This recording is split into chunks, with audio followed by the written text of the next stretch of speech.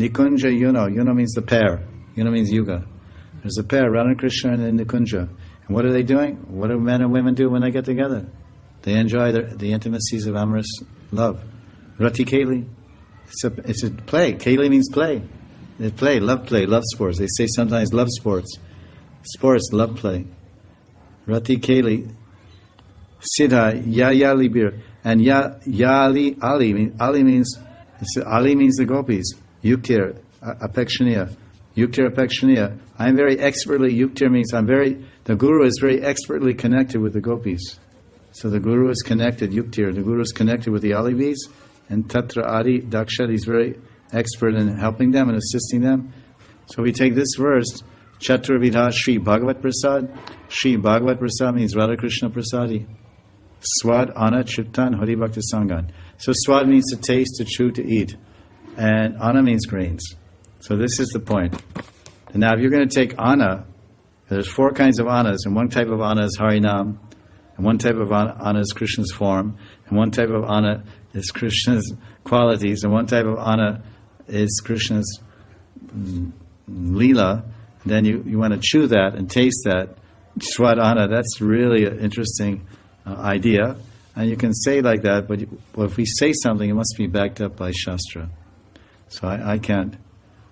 It seems from the very clear, the meaning is the Sanskrit, at least on the basic, obvious level, is swada anatriptan, means satisfy eating food and being satisfied. And Hari Bhakta Sangha means all the associates and servants and devotees of Hari. And Triptan, Bhajatak Sadeva. So the devotees are enjoying it, and then the Guru, he's enjoying seeing this. He always feels satisfied. Bhaja, that's interesting, Bhaja. And Bhajatak Sadeva. And Bhajan. Sadeva means sat. So the Guru always feels. Bhaja means feels, or it's very satisfying to the Guru's bhajan. The Guru becomes very satisfied in his own bhajan if he sees that his disciples and other people are relishing, enjoying the remnants of Radha and Krishna. So the remnants of Radha and Krishna can be either Hari Katha, Radha Krishna Katha, Tava Katamritam Tapta Jivanam.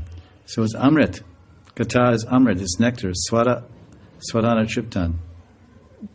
So I can only say that I would stick to the meaning, the obvious meaning, unless you see by some authentic, bona fide acharya, or one of our great acharyas commenting on this, then you can draw that other conclusion. You can make a more exact translation of it, but basically it seems to me that it's because we see Vishnu Chakravarti generally is expanding and elucidating concepts and tattvas that were first originally presented by Rupa Goswami. Right? Just like he had, Rupa Goswami wrote a book, Bhakti Rasamrita Sindhu. So then, 200 years later, it's a big book. So Vishnu Chakravarti made a summary of that book. It's called Bhakti Rasamrita Sindhu Bindu. And another big book to explain Madhurya Rasa and Gopis and Krishna, Rupa Goswami wrote Ujjvala Nilamani. So then, to summarize that very vast book with all the technical descriptions of Rasa and Bhav and Anubhav and all these things, then he wrote a small book in Sanskrit called Ujjvala Nilamani Kiran. And then there's the Bhagavatam, which is such a vast book, so huge, 18,000 shlokas. And then that was summarized in also a big book, Brihad Bhagavatamritam. Not 18,000 shlokas, maybe 2,000 or 3,000. Then, 200 years later, Vishnu Chakravarti summarized that in a book called Bhagavat Amrita Kana. Bhagavat Amrita Kana. It's a nectar ray, a nectar kana. Kana means a particle of nectar. A ray, kana. Kira means kana means particle. Kira means ray. Bhagavat Amrita Kana means a particle of nectar. Like we say, kan bole, Vrindavan me, kan bole, Shri Radha Radha. So he gave that.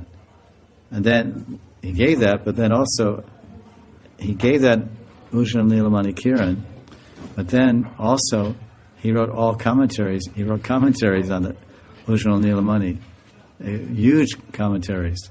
For example, on the first chapter 1 of Ujjwala Nilamani, verse 21, there's a 32-page tika of Vishwanath Chakravarti to explain Parakya Bhav.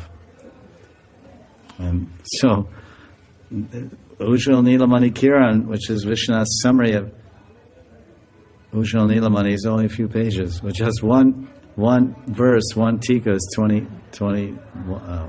pages or whatever. So this, so many meanings can be in all these shlokas, and we have Gopal Mantra and Kam Gayatri, but every guru has a different realization or meaning of that, because it's unlimited.